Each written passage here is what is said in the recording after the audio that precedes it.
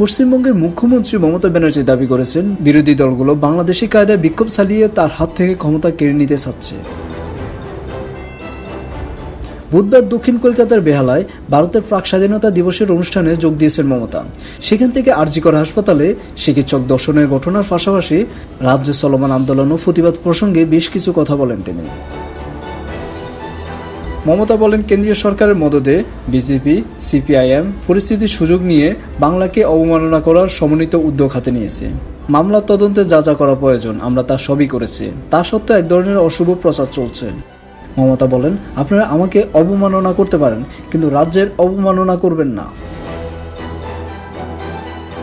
এই সময় পরোক্ষভাবে বাংলাদেশের শেখ হাসিনা সরকারের প্রথম প্রসঙ্গ টেনে আনেন মমতা। তিনি বলেন, বাংলাদেশে একটি ঘটনা ঘটেছে। অনেকে ভাবছেন বাংলাদেশের ঘটনা টেনে এনে এখানেও ক্ষমতা দখল করবেন, কিন্তু মনে রাখবেন আমি ক্ষমতার মায়া করি না। যতদিন বাঁচবো মানুষকে ন্যায় বিচার এনে দেব।